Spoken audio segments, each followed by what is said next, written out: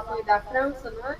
Sim, da França e de outros países, né? Então o primeiro ponto, Maria, foi, né, formar, né, os colonos. A primeira grande questão dos colonos foi estabelecer, né, dos colonos, foi a formação de um exército.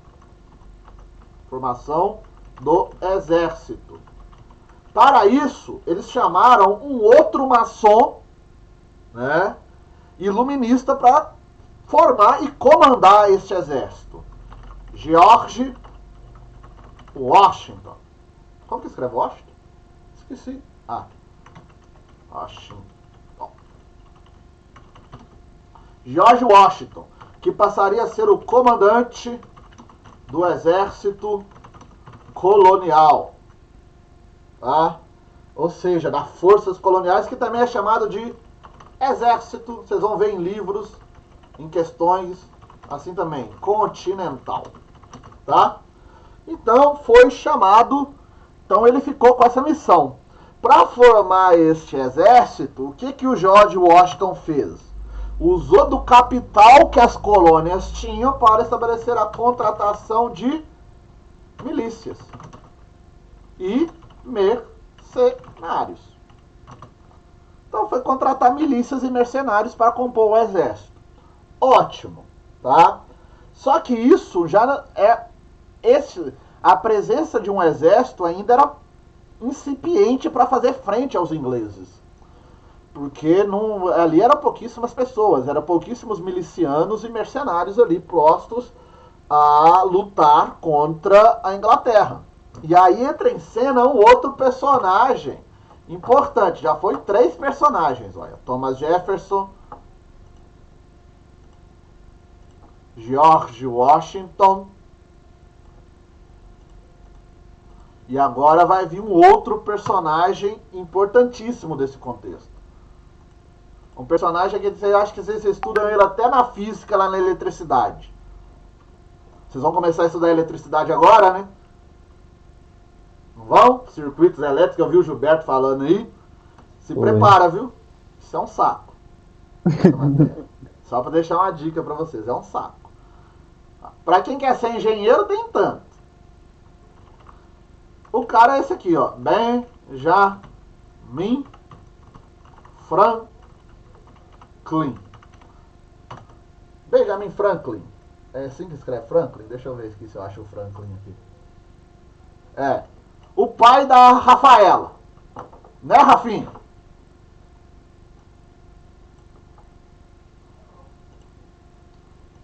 Rafaela tá matando a aula, olha. Não, tô aqui, Bruno. O que você falou? Hã? O que você falou? Eu não escutei, não. Benjamin Franklin, seu pai.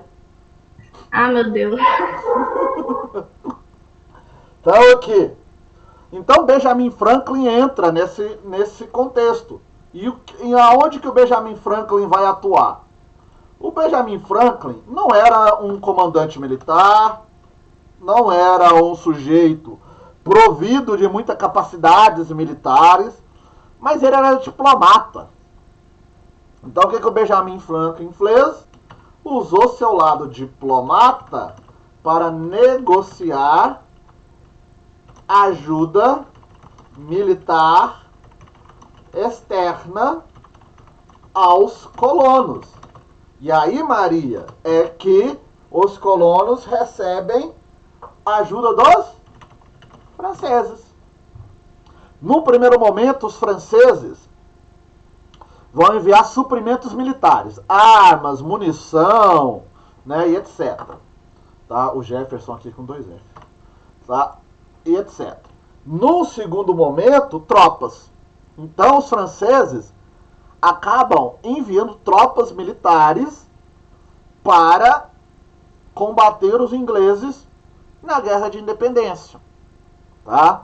Só que além dos franceses, os colonos ingleses receberão apoio de outras nações, tá? Que se tornarão nações aliadas dos Estados Unidos posteriormente, como a Espanha e Holanda, que vão enviar equipamentos militares, soldados, suprimentos de guerra para auxiliar os colonos contra a Inglaterra. Ou seja, neste momento, o que nós temos? Uma força colonial composta por nações estrangeiras contra a Inglaterra. E aí tem um sentido isso aqui, tá? Qual que é o sentido? Pensem comigo. Será que a Espanha tinha condições de entrar em guerra com a Inglaterra em território europeu? Não. Holanda muito menos, que aí ainda tinha rivalidade marítima aí com a Holanda. No caso da França tem a rivalidade histórica e recentemente a Inglaterra derrotou a França na guerra lá do Canadá, né? Dos 7 anos. Então, França tinha um interesse que era qual? Rivalizar, manter a rivalidade com os ingleses. A Holanda tinha um interesse marítimo, porque a Holanda disputava o espaço marítimo com a Inglaterra. E os espanhóis, porque a Espanha tem um rio de colônias na América e ajudar a derrotar a Inglaterra poderia simbolizar o enfraquecimento da influência inglesa nas colônias espanholas. Ou seja, essas nações estrangeiras não ajudaram os colonos ingleses por... Nossa, vamos ajudar eles porque estão lá fraquinho, né? Eles precisam da nossa ajuda. Não, havia interesses por detrás disso, né? E aí começou a guerra, né? E essa guerra se estende, né? Ela vai se estender por quase 7 anos, tá? Até que se chega ao final dessa guerra e é assinado o Tratado de Paris. Olha para você ver, os próprios franceses vão chamar os ingleses para negociar com os colonos. Olha a interferência da França em todo o processo da independência. Os franceses inspiraram intelectualmente o movimento com o iluminismo. Os franceses vão influenciar militarmente o combate com auxílio de tropas. E os franceses vão negociar a diplomacia externa com a Inglaterra, quando é assinado o Tratado de Paris, tá? E nesse Tratado de Paris, a Inglaterra passava a reconhecer as 13 colônias independentes. Ou seja, nascia aqui, Rian, os Estados Unidos da América. Nascia aí os Estados Unidos da América. Pronto.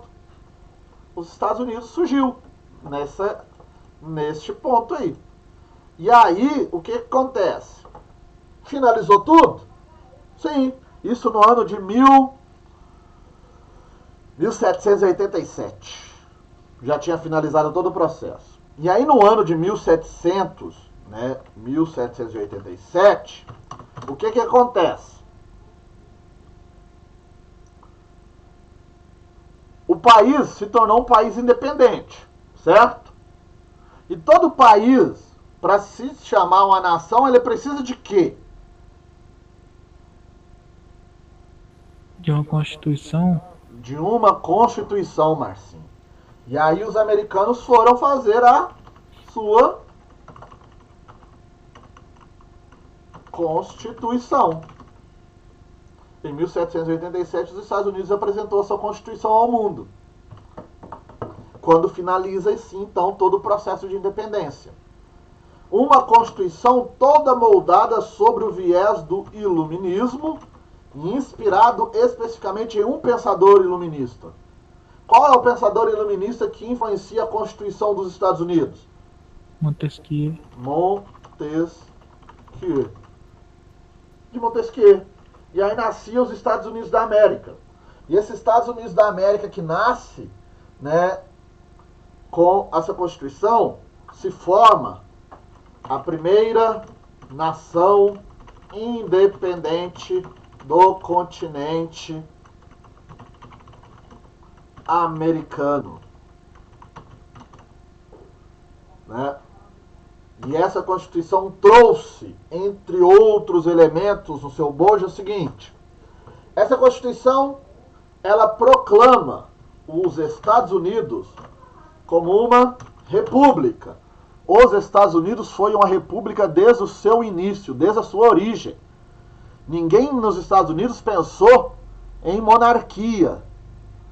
Aliás, somente dois países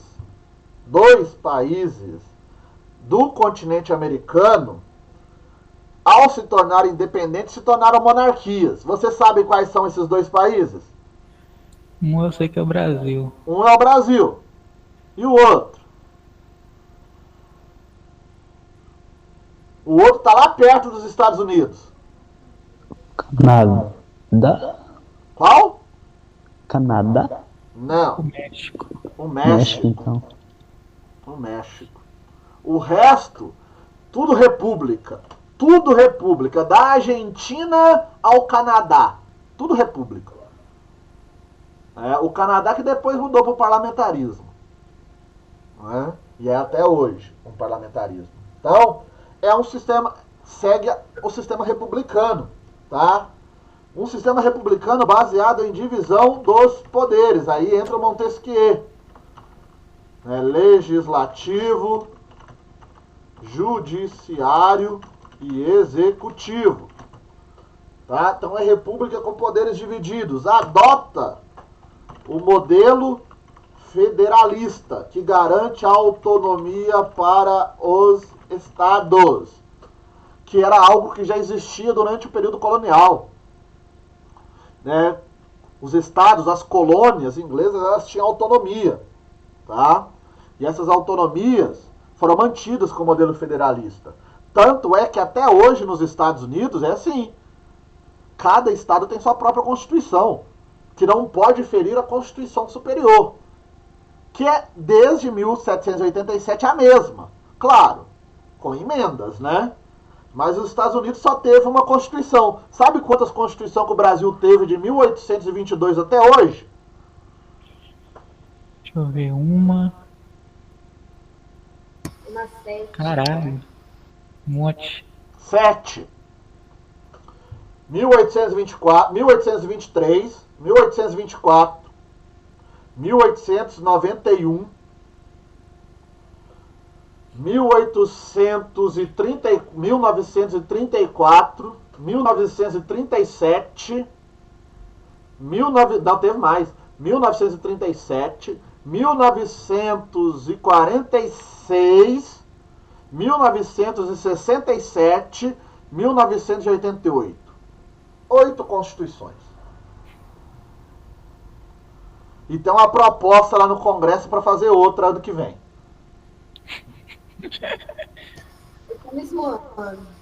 Tô zoando não. Tem uma proposta para convocação de uma Assembleia Constituinte para criar uma nova Constituição no Brasil.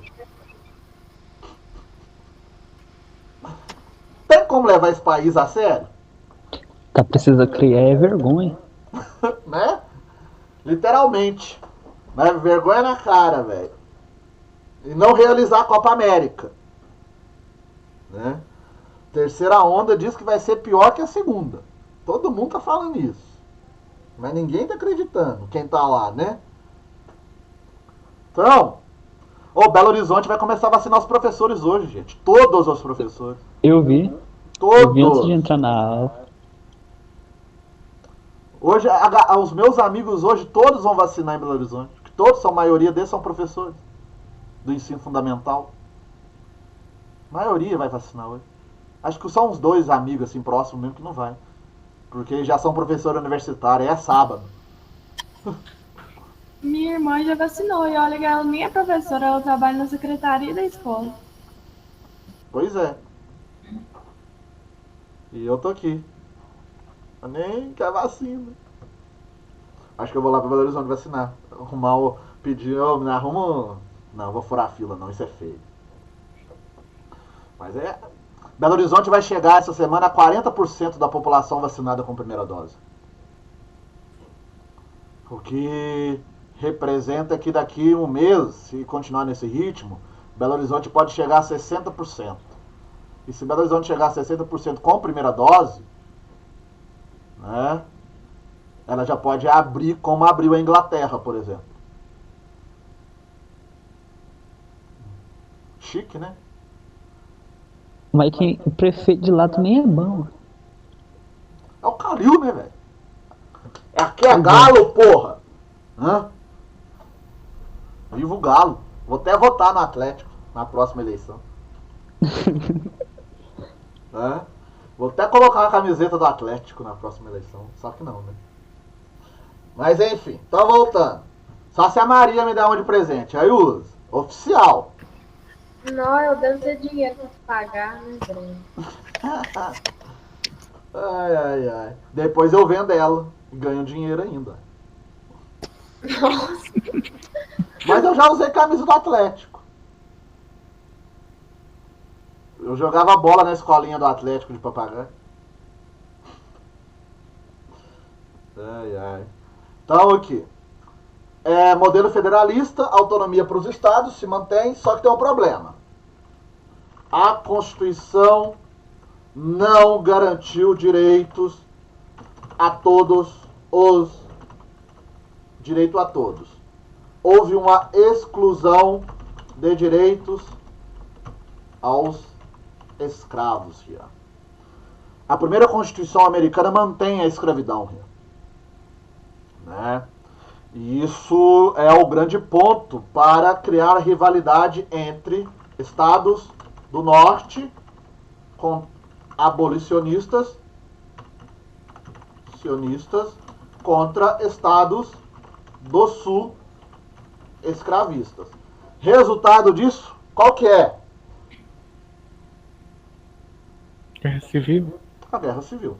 Isso aqui levará, no século XIX, né, a Guerra Civil dos Estados Unidos. Ou também conhecida como a Guerra de Secessão. Tá? Mas isso aí é um outro assunto. Nós não vamos entrar, nós estamos no século XVIII ainda. Nós vamos entrar lá no século XIX agora não. Tá? Então vou até colocar assim para vocês. Beleza. E aí, né? Essa Constituição, ao manter a escravidão, consagra, vai ser a Constituição que vai consagrar o poder das elites. É uma Constituição elitista? Sim. A primeira Constituição dos Estados Unidos foi uma Constituição elitista ao extremo, tá? Só que com algumas emendas ao longo do percurso ela foi, né, se modificando, tá? Aí, né, ela foi se modificando até que chegar, por exemplo, a 13ª emenda, Marcinho. Que estabeleceu o que é a 13ª emenda, Márcio?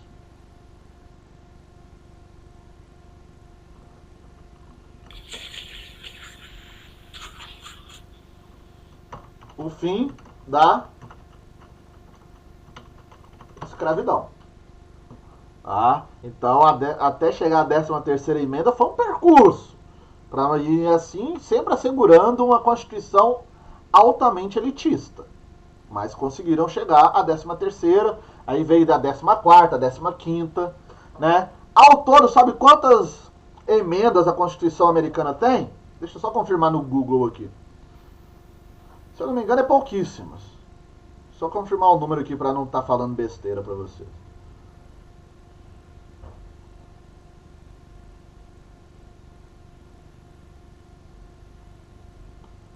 Quantas emendas tem a Constituição americana?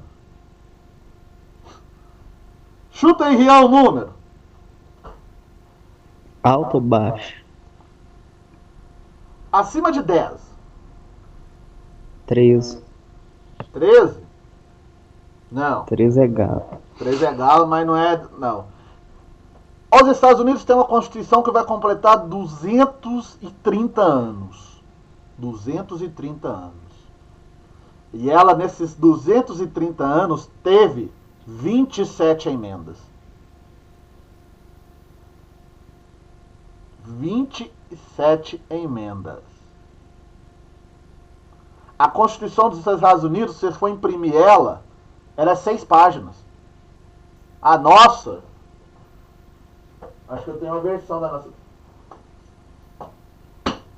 Olha a nossa. E não é versão atualizada, tá? Essa versão é de...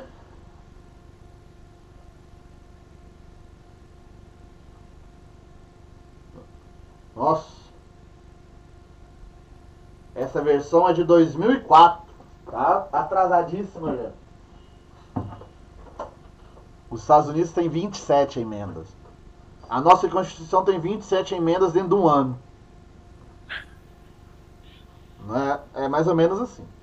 Ou seja, então, o que se tem é uma Constituição que garante direitos e que mantém uma estabilidade jurídica e política à nação. No Brasil, nós estamos chegando ao cúmulo do absurdo, de parlamentar propor uma emenda constitucional para inserir a palavra felicidade e amor na Constituição.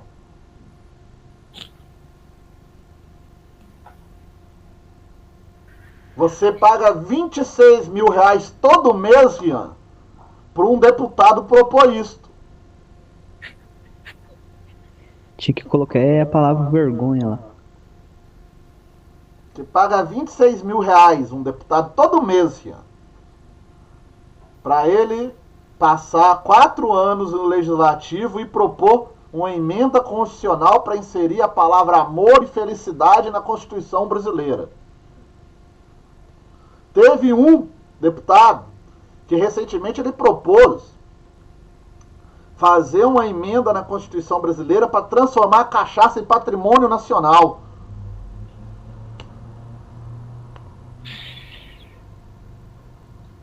Ai, ai.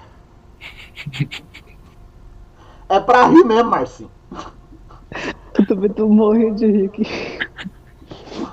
É pra rir mesmo, nós temos que rir mesmo. E rir de nós mesmo. Ó, nós temos que... Por quê? É nós que coloca essas merda lá, velho. É, isso aí. Ai, ai. Cachaça. Depois o Eu Papa não coloquei Francisco... ninguém lá, não. Oi?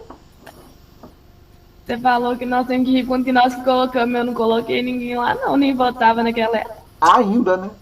Então presta atenção nos seus... A partir dos próximos anos. Na hora que você for digitar lá.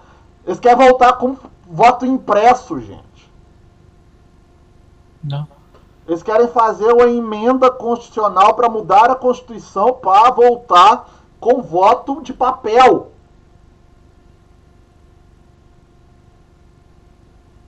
Com o apoio do presidente da Câmara. Meu pai do céu. Onde que nós vamos parar, gente? Né? E os Estados Você ia Unidos tem falar- lá. Oi? Você ia falar um trem do Papa, eu acho. Não entendi. Você ia falar um negócio do Papa.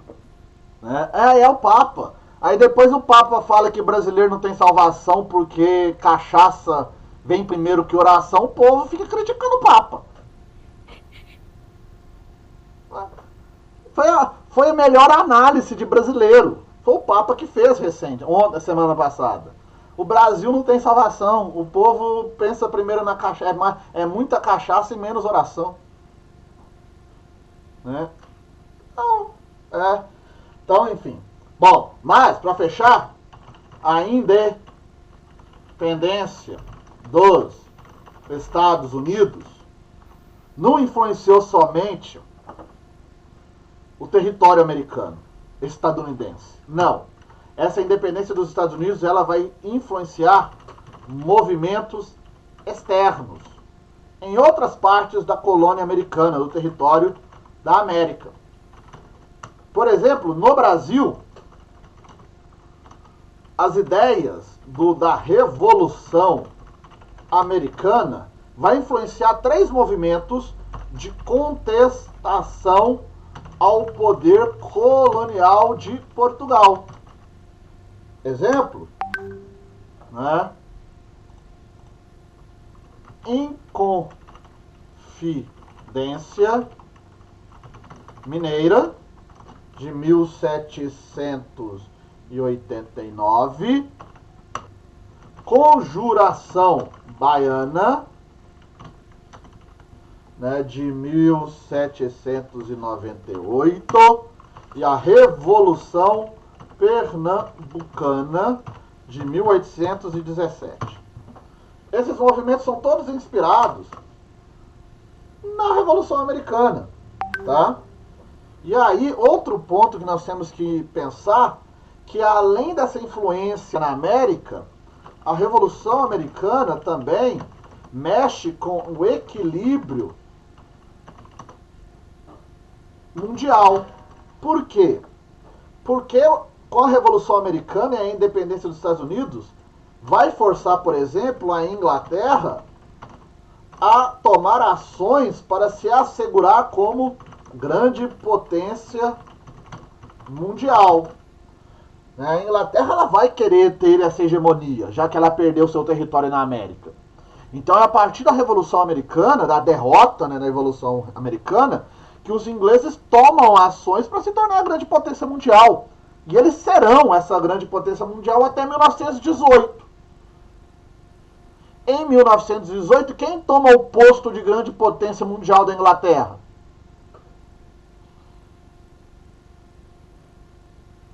Estados Unidos. Os Estados Unidos.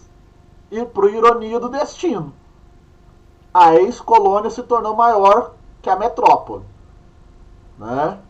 E ainda mexe com a situação da França, né? Porque a França sai da Guerra dos 7 Anos, da Revolução Americana, todo mundo achando que com prestígio. Ó, a França saiu com um prestígio imenso depois da Revolução Americana. Mas a França sai, vou pôr entre aspas, quebrada disso. Porque não tem retorno financeiro. Só teve gastos, Rian. Né? E essa situação da França vai levar a França a viver uma revolução, que é a nossa próxima matéria. Que é a Revolução Francesa. Já até empolguei. Ah! A melhor matéria de história. A Revolução Francesa. Ou seja, o movimento, a presença da França nesses atritos, tanto a Guerra de 7 Anos e a Revolução Americana, faz a França ter gastos exorbitantes e, né, enfraquecer seu poderio econômico, que abre brechas para um movimento revolucionário interno. A Revolução Francesa. Tá? Então, é isso. Há dúvidas?